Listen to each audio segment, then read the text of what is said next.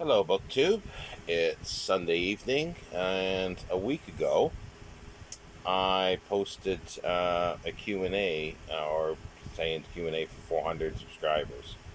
I'm sort of jumping the gun a little bit. I probably should be doing it at 500, but hey, if others who will remain, or one specific will remain nameless, can do it every 100, I'm going to do it for 400. But I've got about 18, well, plus questions. Some of them are multiple comments. I did this a week ago, and I think it sort of has staled. I haven't received any other comments for many days, so I figured it's about time to do it. And there's some great questions here. So let's get in, and I'll do them in the order that I see them uh, on my comments list. I don't know if that's the order that they were done, but that's the order I see them. So if you were the first one and I'm not getting to you until later, I do apologize, but I'm not quite sure other than looking because this is like 1 week or 1 week ago and so forth. I don't know which one was first. So, but let's get going. John Oliveria asks, well, it's a bit of a question, so we'll see if I can get this all done in one video, but I don't think I will. So we'll be doing a Steve Donahue-esque Q&A possibly. Let's get back to John Oliveria. Can your English neighbors distinguish a Canadian accent from a U.S. accent? Some, but very few. Most think the knee-jerk reaction is that I'm American, and sadly, what comes with that is if they have a hatred for America or Americans for whatever reason, that immediately comes to the front. It sort of bubbles up. And then when I do explain that, when they say, "Oh, you're a long way from America" or whatever, and I say I'm not, and I say I'm Canadian, it doesn't change that. They've already got that level of hatred, I guess, at that point. And it's becoming more so recently because of, I think, just the politics of the world with Trump coming to power and conservatism here and the rise of fascism throughout the world. So I think that has sort of happened more. It's becoming more often like that. Um, I'm always amazed that some people do hit right away that I'm Canadian, and I'm not sure why they know and others don't. I've never sort of explored that to find out. But usually, the first knee-jerk reaction is that I'm American.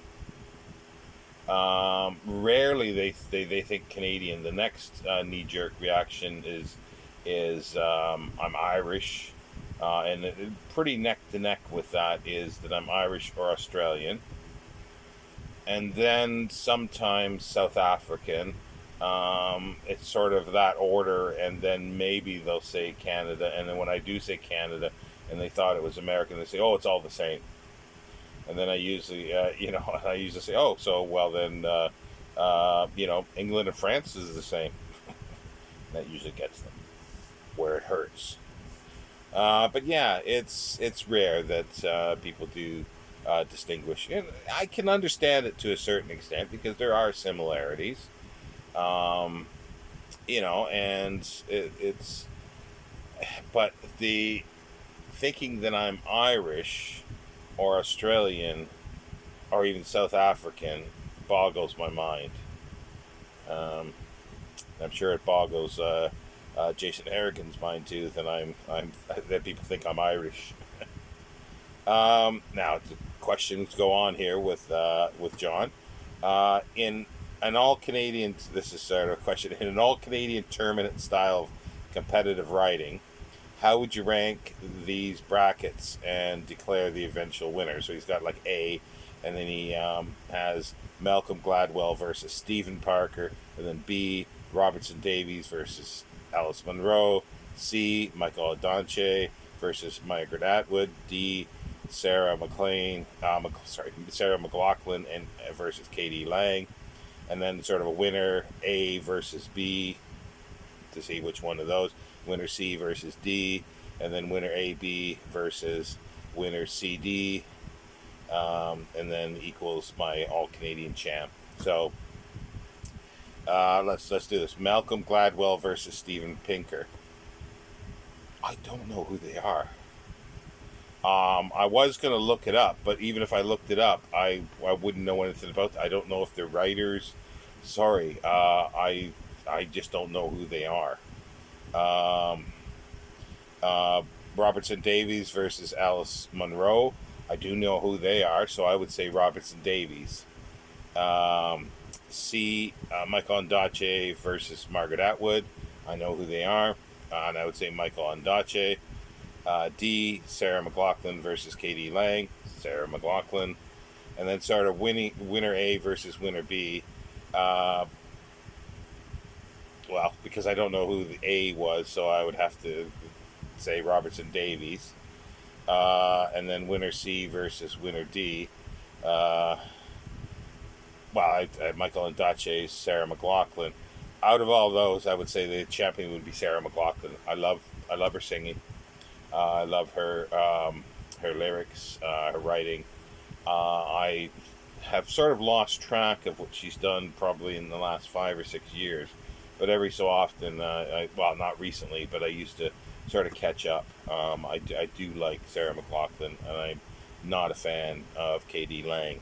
So I suppose my all Canadian champ would be Sarah McLachlan, with a close maybe Robertson Davies, who wasn't born in Canada. So let me see. And then he goes on, what is your favorite thing about Canada? Whoa, that's a toughie.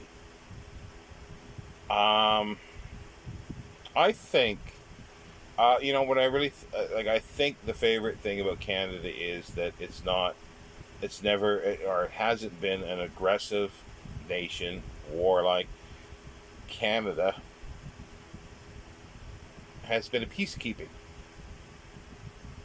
nation, and they've got the UN peacekeepers. They started it, and I think it was started by Lester Pearson. I think I could be wrong there. It's just, my history there could be just hazy in my memory, but that I think would be my favorite one. That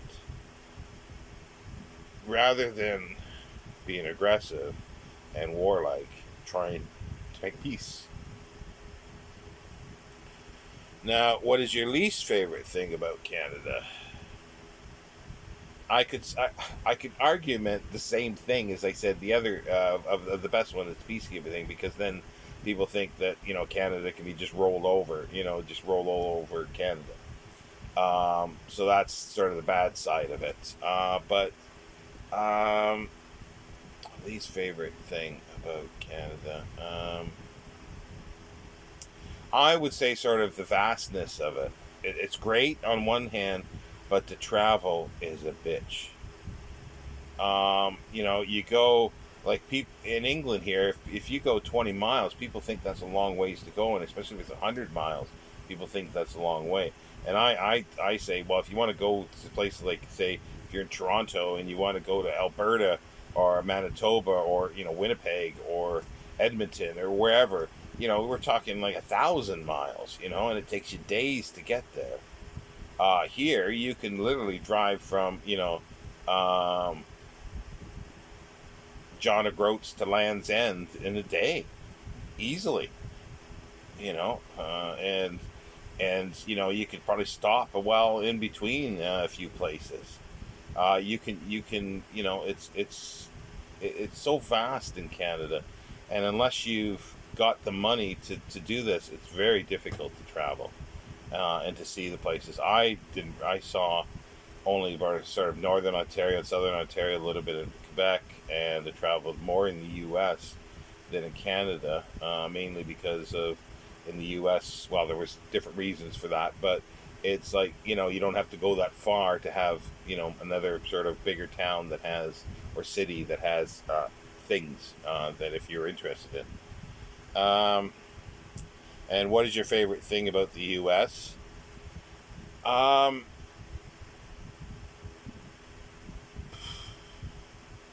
Well, I do like their history. I like their their native history of the U.S., especially in sort of the South. The Four Corners area, Chaco Canyon, the Anasazi, and then also to the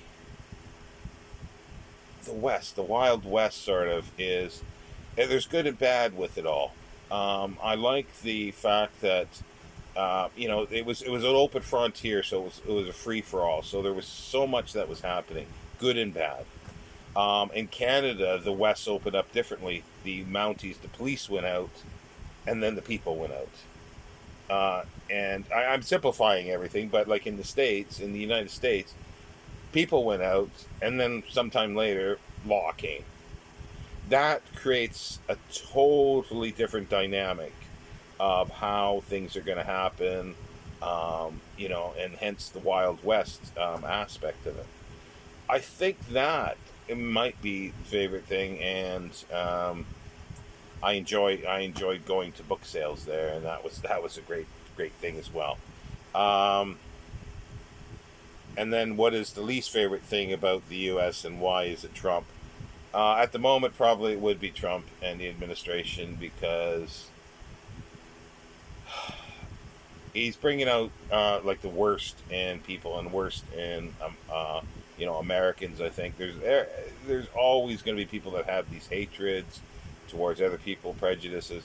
Until recently, people did keep these to themselves, and they didn't bother, infecting everybody else and be vocalizing them. And Trump has brought that all to the fore, and now everybody can do it, and they've got a mouthpiece, so therefore it justifies what they do. Um, so that I think is, yeah, we are getting quite on here. It's 12 minutes already for the one question. Okay, well, let's go back. Trip. So what are some of your top sci-fi books and top fantasy books? Um, Not sure I want to get into a big discussion. I don't like the term sci-fi. I think sci-fi has its own definition of not. It's sort of the more pulpy type of stuff, like the early stuff, and not well written. It's more just the space opera type stuff, but without a lot of meat to it and a lot of story. So I'll take this meaning as science fiction.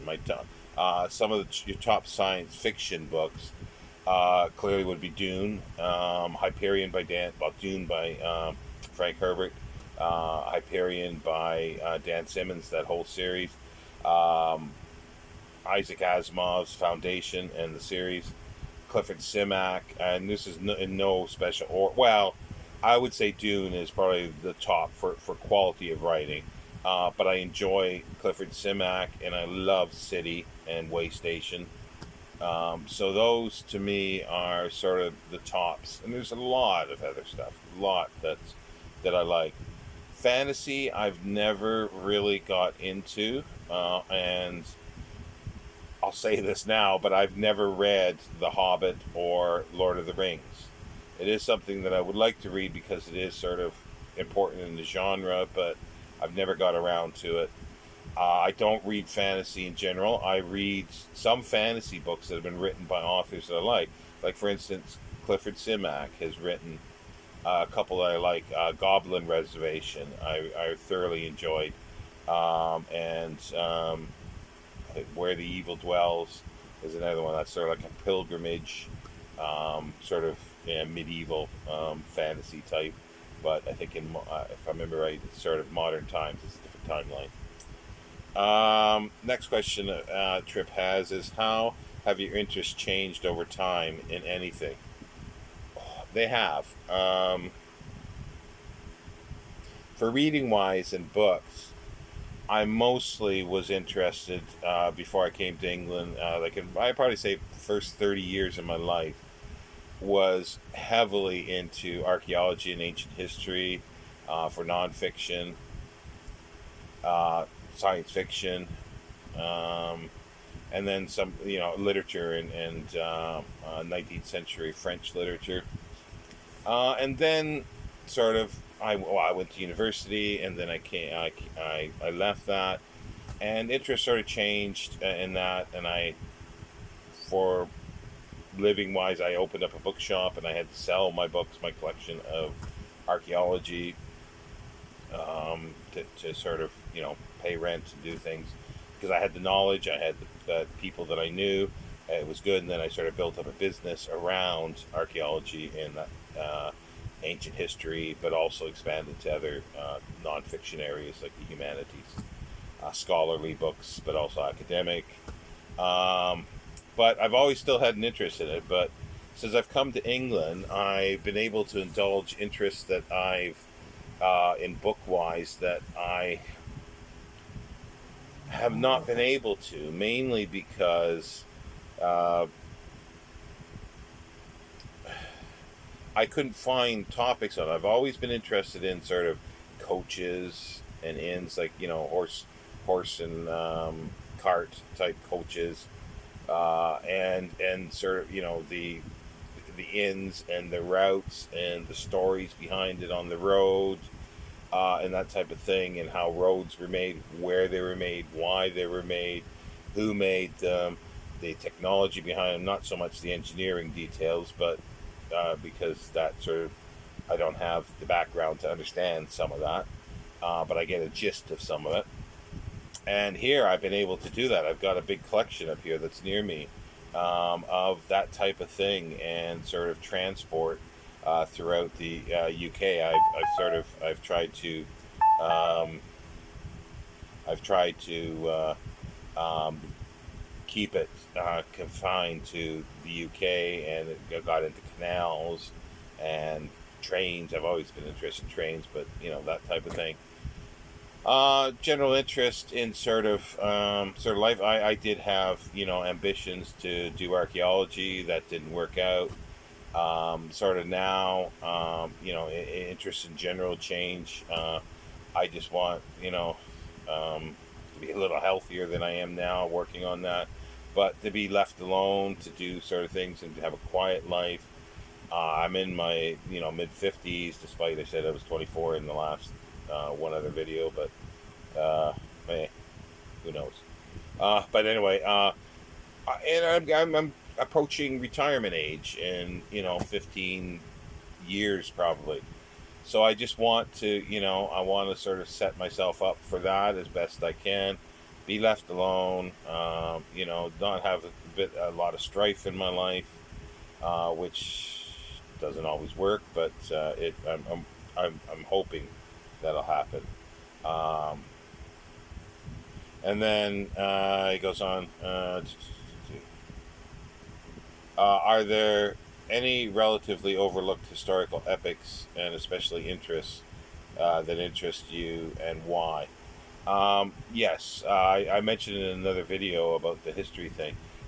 It's sort of the archaeology and the history of the steppes, the Ural regions, Kazakhstan, that area, even into um, um, going into China, Mongolia area, Afghanistan, and even sort of in India, because I don't know that much. I have general ideas, and then world history in that way. Asia, I know these general things, and I have a huge interest in African history, colonial as well as pre-colonial history. Most history, sort of, I lose interest generally past sort of the First World War. It does extend into, like, in certain areas, the 20s, the 30s, and Second World War, but definitely not much past after the Second World War, 50s and stuff. I just don't have that much interest in the history of that time, and people do, and that's great, but it's not a big thing for me. Uh, have you ever written novels or short stories? I have written short stories in the past. I have an idea for a novel. I've been asked to write it because I have a book of poetry that I've written that's published, but I've not written a novel. I've written a lot of short stories for myself in the past. Nothing published in the fiction side there. Lastly, what are your thoughts on religion? I have a huge interest. I've always have, but it's waned a little bit now. But I've always had a huge interest in religion, all religions, all different types of religion. I'm not religious myself. I'm an atheist, but I have so much interest in religion. It's sort of like there was the discussion, Jason Harrigan and Steve Donahue, about witchcraft and that type of thing. That's a big interest, but you don't have to believe in it. It's the cultural aspects of the impact of what that does, and for religion. And to me, I almost lump that all together because it's the same type of thing, and that's for me. And then it says, what are thoughts? Trump administration. I basically said I think most of what I would say about Trump. I just hope that he disappears and things get back to sanity at some point. But I think that's a pipe dream. I think the the slime has come out. I mean, the stuff has come out of the slime, and it's going to be a long time before we can put the cap back on this, or change people if we ever can. What am I at? 21 minutes. I'll go to 30 and see how we go. So that ends Tripp's questions. Angus, sorry, Angus Reeves. Hi, Sean. What do you find is the most different thing about living in the UK as opposed, not really the word I wanted, to Canada? Um, well, the biggest thing is that it's easier to get around. Easier to get around from point A to point B. I can get to, Scotland very easily if I want to, or York or Yorkshire. I can get around very easily. And even if now that I'm sort of confined more to taxis, and I can find that affordable to do in Canada. I wouldn't be able to afford that. Um, the other thing is the culture. As much as I thought I knew English culture, being from Canada and reading a lot of English books, the culture is different. The people are different. There's different emphasis on things. Um, I find that in general, English people react much quicker without thought than Canadians do. But I might be wrong there. But that's the impression. Excuse me, the impression I've got over you know a decade and a half here. Uh, and what do you miss most from your homeland? Uh, There's something I really, really miss a lot. No, I suppose, yeah, I missed actually going to the book sales that I did every spring and every autumn, and then traveling to the U.S. to book sales. I really miss that. It's not anything specifically Canadian.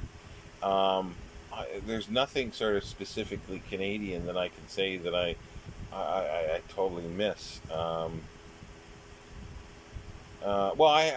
miss friends that I've continued sort of a few long distance friendships. So I miss that, but yeah, I've never been sort of a flag waving Canadian in any sense, and thinking that Canada's better than anywhere else. It's just a country. There's good things, bad things, like everywhere, and yeah. Let me see. This is going to sound a bit anti-U.S., but the Canadians I have met usually feel more affinity with the UK than they do the U.S. Is this something that you would agree with? Um, I never thought that really that much. I sort of felt affinity with both when I was in Canada, and maybe a little more with the U.S. to a certain extent on certain levels. Like I did notice the difference between people and the attitude of generally Americans. That is a bit different from Canadians, but I don't know, because we were so close and shared so many things TV wise, because everything, like the culture in many ways was very similar. Uh, but I don't think in general Americans would think that about Canada. But I felt sort of quite a bit of affinity with Americans and Americans that I knew and I liked. I had many friends, and I have friends on here that are American, and I like that. And I've got English friends, so I have a great affinity with the U.S. But again, it's like I said just previously in answering another question, that there's always areas that with every country and culture are going to have unique things, and there's going to be good or bad, and that's going to be individual to the person. There's going to be a person that feels more comfortable with this and not comfortable with that. Like in the United States, there's the big gun culture type thing. I don't feel comfortable with that. Um, and so I don't have that affinity. But there's other things that work and some that don't. They're sort of too numerous to sort of analyze and list. Um, Let me see. I think I could probably do one more at least, or maybe more. Um, Alan Braswell asks, "Congratulations on 400." Thanks, Alan. Have you ever been back to Canada since moving to England? No, I haven't. It's mainly because I couldn't really afford it, and plus I've been working towards getting my permanent um, uh, residency here, which I did get finally. I applied for it in January, and it came about 3 months ago. I've been approved, so I'm sorry. They call it indefinite leave to remain. So I've got that. So I got more stability here. Um, and he asks, "Have you ever visited the pub that the Inklings hung out in?" Yes, I have in Oxford. The something in China. Oh, why do I? Memory is just so bad. The something in Child, and I can't remember the full name. But no, yes, I have been there. I've sat. They've got sort of little write ups and photographs of where they would sit, because there's like sometimes there's little rooms. It's changed, I'm sure, over time, but they would have like almost little rooms with tables in, and they would sit in different rooms. And yeah, it's a fabulous pub. I I it's been a while since I've been to Oxford, but I would say every time that I go there, I do pop in to either just have a beer, or I have lunch there. But there are other pubs that I like the food better in Oxford, so I would go there. But generally, if I'm going up because it's nearby the Oxfam bookshop, just a little further on, I think it is, and it's basically across, the way from the Natural History Museum, the Pitt Rivers Museum, which I totally love. So I would always go up that way, and I'd go into the Pitt Rivers Museum. So you know, and yeah, so yeah, it's a nice pub. We're at 28 minutes. I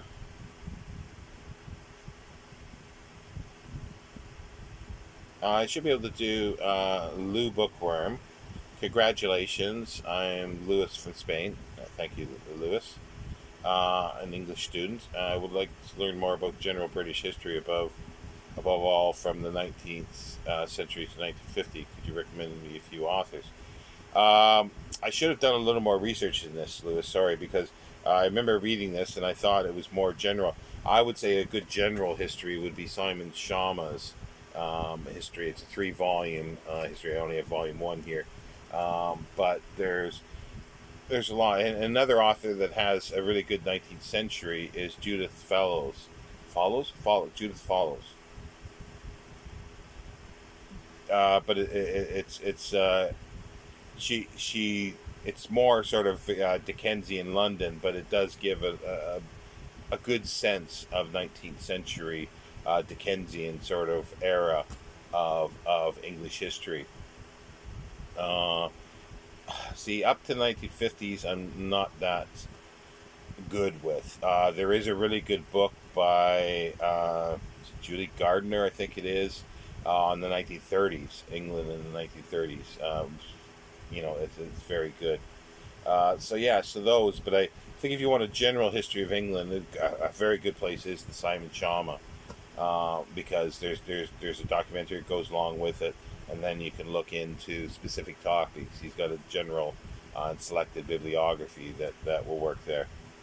Um, yeah, I'm also curious to know what your experience with Spanish literature is, if any. Sadly, not that well, and that is one area that I do have wanted to rectify, and I haven't. I have not read Don Quixote, and I do want to read that. And I've got I forget the author now, but it's like a 4 or 5 volume day book, sort of occasional book by an English early 19th century, late 18th century poet, but he had a massive library. And the reason why I bought this was because there's so much of Spanish literature that he'd sort of like the quotes, and it'd be in there. So I thought that would be a good primer for me to get into, and I just haven't done it. There's a lot of things that I haven't done. There's so many projects that I want to get into, and I get sort of stuck on one and I forget about the others. But sadly, no. I would like to know a lot more about Spanish literature. That's one of my failings. Um, my last curiosity for now is: would you allow a dog to lick your face? Not particularly. I'm not really big on that. As a kid, I have been licked by a dog. I don't mind them licking my hand because I can wash it. But especially licking my lips and that, I don't like. I have, like, there was the one thing, kiss the dog. Like, I've kissed the dog, but I don't like being licked in the face by a dog at all. Um, and now I wouldn't allow it if I could avoid it. Thank you very much for your videos. Sorry, it's perfectly fine English, Lewis. But I'll end part one there. That's 32 minutes, and then we'll go on.